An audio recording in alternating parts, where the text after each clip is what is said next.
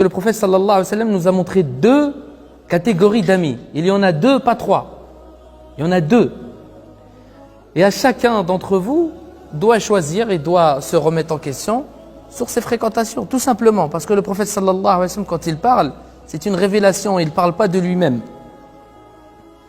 Il y a le bon compagnon, celui qui t'élèvera vers les plus hauts degrés. Et il y a le mauvais compagnon, celui qui te rabaissera au plus bas des degrés. Le prophète sallallahu alayhi wa sallam nous donne un exemple qui est très très fort pour comprendre ces deux catégories d'amis. Bien sûr, à celui qui cherche la bonne amitié. Et cette bonne compagnie, c'est celle qui va te montrer tes défauts. Car en cherchant la bonne amitié, tu cherches réellement une personne qui est meilleure que toi. Quand tu cherches un bon ami, c'est une personne qui est mieux que toi. Comme ça, il va te tirer avec lui vers les plus hauts degrés. Pas une personne qui est mauvaise. Parce que sinon, elle va te retarder, elle va te faire reculer. Et cette personne te tirera vers elle et vice-versa concernant la mauvaise compagnie. Si tu es par exemple quelqu'un qui fait de la calomnie, qui parle sur les gens beaucoup, et tu es lié d'amitié avec quelqu'un qui ne fait pas la calomnie, qui ne parle pas sur les gens, à chaque fois que tu parleras sur quelqu'un, eh ben ton ami te dira « Arrête, c'est pas bien ce que tu fais ». Mais si tu es lié d'amitié avec quelqu'un de mauvais, alors jamais il te fera le rappel. Il entrera avec toi dans ce jeu-là. Et si toi, tu n'es pas quelqu'un qui fait de la calomnie, que ton ami, c'est un calomniateur, eh bien, à force, tu seras comme lui. À force, tu mangeras avec lui la viande, la chair de ton frère. Il parlera sur telle personne. Au début, tu écouteras et ensuite, toi aussi, tu entreras en jeu. Tu parleras sur lui. Donc ça, c'est les fréquentations. C'est comme ça. Ça, c'est juste un petit exemple. Et nous savons qu'Allah leur fasse miséricorde, disent que la meilleure manière de soigner son mauvais comportement, c'est de se lier d'amitié avec ceux qui ont des nobles caractères. Ce que j'appellerais la compagnie vertueuse. Et là, on revient au hadith dont je vous ai parlé, du prophète sallallahu alayhi wa sallam, quand il dit, et écoutez bien, l'exemple, ça c'est les paroles du prophète sallallahu alayhi wa sallam, l'exemple du bon compagnon et du mauvais compagnon est celui du vendeur de musc et du forgeron. On connaît tous le vendeur du musc, celui qui vend le parfum. Mais savez-vous qui est le forgeron? Qui peut me dire qui est le forgeron? Voilà, exactement. C'est celui qui travaille le métal, qui travaille le fer. C'est lui le forgeron. Le prophète sallallahu alayhi wa sallam dit l'exemple du bon compagnon et du mauvais compagnon est de celui qui vend du musc, du vendeur du musc et du forgeron. Quant à celui qui vend du musc, ou bien il t'en fait cadeau de son parfum, ou bien tu lui en achètes, ou bien tu profites de sa bonne odeur. Quant au forgeron, ou bien il brûle tes vêtements, ou bien tu sens de sa part une odeur nauséabonde. Ça, c'est le hadith du prophète sallallahu alayhi wa sallam. Déjà, notre prophète sallallahu alayhi wa sallam compare la compagnie vertueuse au vendeur du musc.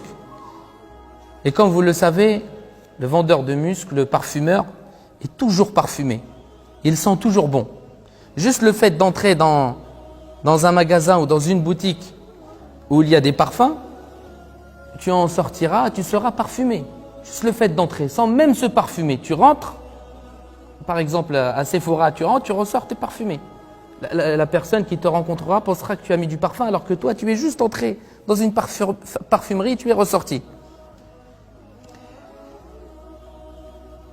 Ça, c'est l'effet de la bonne compagnie. Juste le fait d'être avec une bonne personne, un bon ami, vous serez imprégné de ses nobles caractères, de ses qualités. Donc il y a un effet d'imprégnation. Et c'est ce que le prophète sallallahu alayhi wa sallam veut nous montrer ici quand il donne cet exemple.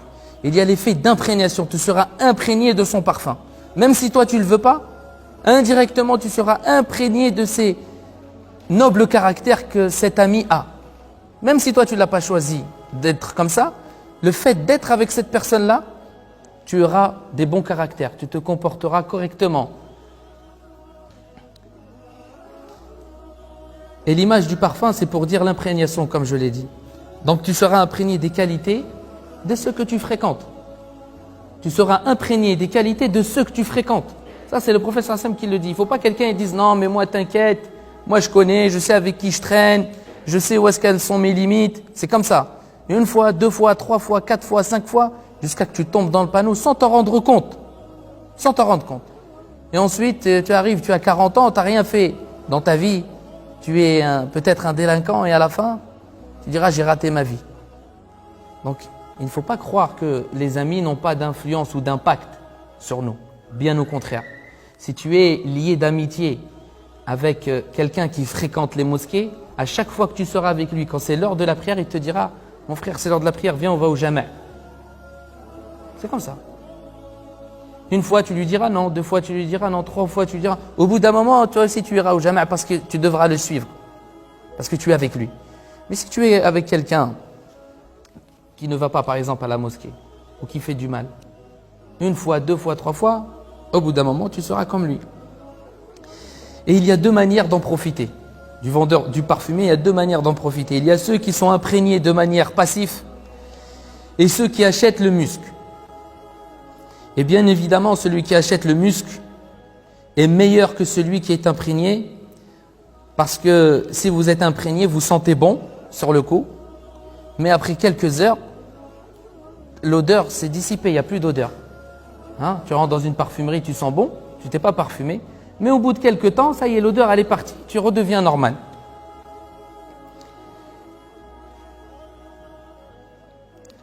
Donc quand vous fréquentez des gens bien, vous êtes encouragé au bien.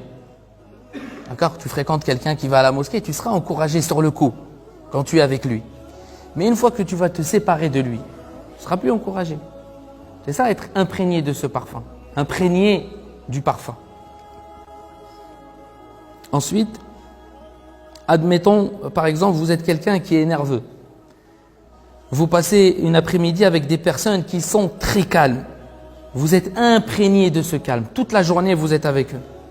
Mais ça ne va pas durer. Une fois que vous les quitterez, vous allez retourner à votre solitude, votre nervosité naturelle reviendra au galop. Tu es avec des gens calmes, tu seras calme. Mais une fois que tu vas te séparer de ces gens calmes, tu seras tout seul. Ta nervosité, elle revient au galop. Pour éviter cela, le remède c'est quoi? Eh bien, il faut acheter le musc. Il faut acheter le parfum. Il ne faut pas simplement faire un tour chez le parfumeur. Alors symboliquement, qu'est-ce que ça veut dire du musc? Quand le professeur Hassan dit du musc, acheter du musc, ça ne veut pas dire simplement être imprégné de ce parfum-là. Comme là, on a par exemple un beau discours. Vous entendez depuis tout à l'heure des beaux discours. Vous vous dites dans vos têtes, Mashallah, il parle bien, Mashallah, c'est vrai, il a raison. Ça, c'est ceux qui vont s'imprégner du musc. Mashallah, c'est bien. Rentrer chez lui, Mashallah, c'était bien. Il a juste pris l'odeur. Par contre, il y a ceux qui vont acheter le musc. Ils vont acheter ce parfum-là. Ceux qui vont l'acheter, c'est ceux qui vont s'engager à mettre en pratique ce qu'ils ont entendu. Si vous repartez de ce séminaire simplement en ayant écouté, par exemple, ce que moi je dis ou ce que le frère Farid dit, disant Alhamdoulilah, c'était intéressant. Alors vous êtes comme celui qui a fait un tour à Sephora, mais il n'a rien acheté. Il est rentré, il a regardé, il est ressorti. Son ami il passe, il le sent, il dit Mashallah, t'as mis du parfum. Non, j'ai pas mis de parfum, j'étais à Sephora. J'ai fait un tour et je suis ressorti. C'est comme ça. Par contre, si vous décidez d'acheter ce parfum-là, un parfum, et vous vous parfumez avec, tu pourras te parfumer à chaque fois que tu en as envie. Donc il ne faut pas, comme j'ai dit, il y a deux catégories. Il y a ceux qui sont imprégnés et ceux qui achètent. Donc, quand tu achètes, tu peux te parfumer autant de fois que tu veux. Dès que tu en ressens le besoin, tu te parfumes. Maintenant, si on prend l'exemple qu'a donné notre prophète sallallahu alayhi wa sallam sur le forgeron, ça sera le même constat que le parfumeur. À la grande différence que le forgeron, soit il brûlera tes habits ou bien tu trouveras une odeur nauséabonde, une mauvaise odeur. Le forgeron, comme vous l'avez compris, c'est qui? C'est la mauvaise compagnie. Tu es lié d'amitié avec un forgeron. En lui rendant visite, tu sentiras une odeur nauséabonde, comme pour le parfumeur. Tu rends visite à la mauvaise compagnie, au forgeron, tu sentiras une mauvaise odeur. Tu seras imprégné de cette odeur qui est son mauvais comportement, puis elle disparaîtra quelques temps plus tard, parce que toi, tu n'es pas comme ça. C'est juste parce que tu étais avec cet ami-là, et tu t'es imprégné de cette mauvaise odeur. Puis quelques temps plus tard, elle va disparaître. Et elle reviendra quand tu seras de nouveau avec lui. Et ainsi de suite. Puis jusqu'au jour où il brûlera tes habits. Et quand il brûlera tes habits, tu ne seras plus imprégné, toi, de cette mauvaise compagnie. Tu seras comme lui. Et il aura calqué son mauvais comportement sur toi, ses défauts. Comme je l'ai dit, le parfumeur, soit tu seras imprégné de son comportement, ou bien tu seras brûlé, même si tu penses être fort. Il te touchera un jour ou l'autre. Et cet ami ne te sera jamais bénéfique, car il te fera toujours reculer. Toujours. Je vous donne un exemple. Comme pour le parfumeur, si tu es une personne, par exemple, qui aime les études, et qui a de l'ambition, et qui a envie d'aller loin dans les études, et ton ami, à chaque fois que tu lui parles d'études, il te dit « mais ça sert à rien les études, tu es en train de te casser la tête. Tu crois que tu vas faire quoi? Tu crois que tu vas devenir qui? Tu crois que tu vas inventer quoi ?» Une fois, ça va. Tu seras assez fort pour ne pas avaler ces paroles. 2 fois, 3 fois, 4 fois, 5 fois. Et un jour, tu diras « ah, peut-être qu'il a raison. » Puis un autre jour, tu diras « non, mais en fait, il a raison. En fait, ça ne sert à rien. » Si toi, tu es quelqu'un qui est toujours positif, comme nous le demande la religion, et que tu es entouré de gens qui voient tout négatif, à chaque fois que tu es avec eux, ils voient tout négatif. Au début, tu vas résister. 1 fois, 2 fois, ensuite, tu vas dire peut-être qu'ils ont raison, et un jour, tu seras comme eux, tu verras tout négatif. Et là, tout ce que je viens de vous dire, c'est le premier aspect que j'appellerais, moi, l'impact direct que la compagnie a sur l'être humain. Parce qu'il y a aussi l'impact indirect. Ça, c'est l'impact direct que le bon compagnon ou le mauvais compagnon peut avoir sur nous. Maintenant, j'aimerais voir avec vous l'impact indirect que les amis ont sur nous. La bonne compagnie, c'est l'une des choses les plus importantes qui nous aide à prendre conscience de nos défauts. C'est vrai ou pas? Quand tu es lié d'amitié avec quelqu'un qui n'a pas tes défauts, tu vas t'en rendre compte de ton défaut à toi. C'est vrai ou pas? Si tu te lies d'amitié avec quelqu'un qui est mieux que toi, qui fait la prière et toi tu ne la fais pas, tu vas te rendre compte de ton défaut sans que lui te dise « mon frère, il faut faire la prière ». En le voyant prier, tu vas connaître ton défaut. Il n'a même pas besoin de parler, de faire le rappel. Juste tu vas le voir, il va te dire je vais à la mosquée, tu vas te rendre compte de ton défaut qui est « moi je ne fais pas la prière ». Donc la bonne compagnie, c'est l'une des choses les plus importantes qui nous aide à prendre conscience de nos défauts. Pourquoi? C'est ce que moi j'appelle le contraste. Vous savez ce que c'est que le contraste? Vous savez ce que c'est qu'un contraste? Voilà. C'est avec le contraste qu'on peut prendre conscience d'une chose. Sans contraste, pas de prise de conscience. Et retenez bien ça. Je vais vous donner des exemples et vous allez vous en rendre compte. Sans contraste, pas de prise de conscience. Par exemple, si j'écris en blanc sur cette feuille blanche, est-ce que vous allez voir ce que j'ai écrit? Vous n'allez pas voir ce que j'écris. Par contre, si j'écris en noir sur une feuille blanche, comme c'est écrit sur cette feuille, on voit l'écriture. C'est ça l'effet contraste. Il y a un effet contraste entre le blanc et le noir. Si vous êtes par exemple quelqu'un qui parle très fort et qui parle beaucoup, et je vous mets avec des gens qui parlent très fort et qui parlent beaucoup, vous allez vous dire quoi? Je parle normalement. C'est vrai ou pas? Ça, c'est ce qui est le blanc sur le blanc. Par exemple, si je prends quelqu'un qui parle très fort et qui parle beaucoup, et je le mets avec des personnes qui parlent à voix basse et qui parlent que lorsque c'est nécessaire, qu'est-ce qu'il va dire?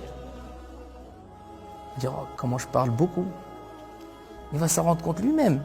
Même pas besoin de lui dire, mon frère, tu parles fort ou tu parles beaucoup. Tout seul, il va. C'est quoi? C'est l'effet contraste. C'est ça, le fait de faire du blanc sur du noir, le contraire. Donc c'est ça l'impact indirect. Pourquoi cette déduction? C'est le contraste. Pas de différence, pas de prise de conscience.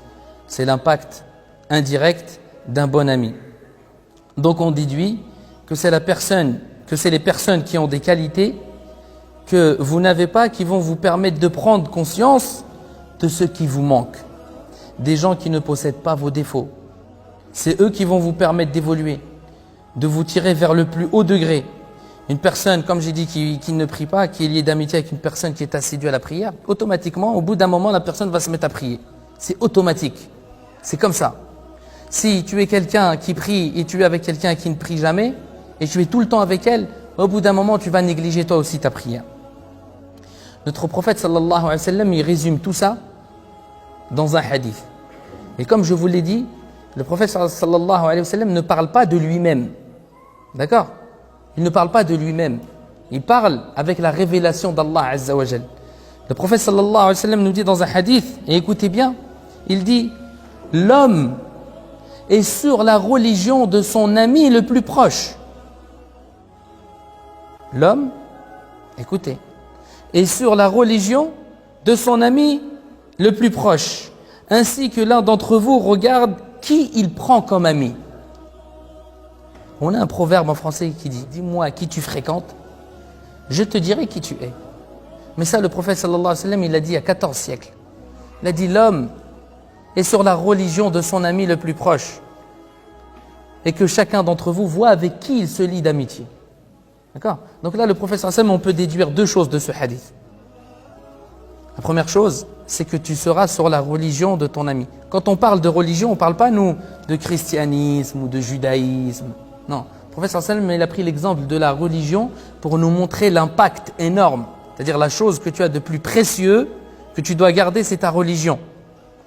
Donc lui, il est en train de te dire que tu seras sur la religion, sur le comportement de ton ami le plus proche. Ça, c'est la première déduction. La deuxième déduction, il est en train de te dire, le prophète sallallahu alayhi wa sallam, regarde avec qui tu es lié d'amitié. Fais un tri dans tes amis. Regarde c'est qui tes amis. Fais attention avec qui tu traînes. Et les savants, qu'Allah leur fasse miséricorde, nous ont donné quelques critères pour nous permettre de choisir le bon compagnon, le bon ami. Bien sûr, on ne peut pas avoir que des bons amis. Quand on parle de bons compagnons, moi je parle de ceux avec qui tu es tout le temps. Tes amis que tu fréquentes le plus. Tu peux avoir un ami que tu vois que de temps en temps. Moi je parle des amis on va dire, qui font partie de ta famille, de ton cercle. C'est eux qui auront de l'impact sur toi. Les savants ont donné quelques critères. Le premier, c'est celui qui a une bonne relation avec Allah Azza wa Jal. Ça, c'est le premier critère. Celui qui a une bonne relation avec Dieu. Le deuxième critère, celui qui a une bonne relation avec ses parents. Troisième critère, celui qui ne va pas t'encourager dans le péché. Il va te voir faire du mal, il ne va pas te dire vas-y fais-le. Te dire non, c'est pas bien ce que tu fais, c'est un péché. Celui qui te portera bon conseil. Celui qui ne t'emmènera jamais dans une désobéissance. Jamais il t'emmènera quelque part où tu risques de prendre des péchés ou d'engendrer la colère d'Allah Azza wa Jal. Celui qui cherchera après toi. Celui qui t'écoutera et bien sûr, pour finir, celui qui te respectera. Donc c'est cela les critères qu'il faut se baser pour choisir le bon compagnon. Et j'aimerais finir avec des paroles de nos pieux prédécesseurs sur la bonne compagnie. L'imam As-Sadiq dit dans un de ses ouvrages, rahimahullah, « Le meilleur de mes frères en religion est celui qui me remet mes défauts. » Celui qui te dit tes défauts, c'est lui ton ami. Pas en cherchant à te dénigrer, pour que tu sois meilleur. Il dit également, « Essaie d'avoir de bons amis et d'apprendre d'eux beaucoup de choses, car ils sont tes protecteurs durant la paix et l'aisance, ainsi que tes assistants lors des troubles. » Et il dit également, « Choisis pour ami une personne qui soit ta parure et non celle dont tu dois être la parure. » C'est-à-dire, choisis une personne comme ami qui soit meilleure que toi. L'imam As-Sajjad, rahimahullah, dit, « Sachez que vous devez éviter de fréquenter les pécheurs et d'aider les tyrans. » Et il dit également, rahimahullah, participer aux réunions des personnes pieuses conduit l'homme sur la voie de la piété. Maintenant, j'aimerais vous poser une question. Alors, dis-moi, qui sont tes amis? Est-ce que ce sont des vendeurs de muscles ou est-ce que c'est des forgerons? Et chacun y répond à lui-même. C'est qui tes amis? Mais il ne faut pas se mentir à soi-même. Tu peux mentir à ton ami, mais à toi-même ne te mens pas. Ne dis pas, moi mes amis c'est des vendeurs de muscles alors que c'est des forgerons. D'accord?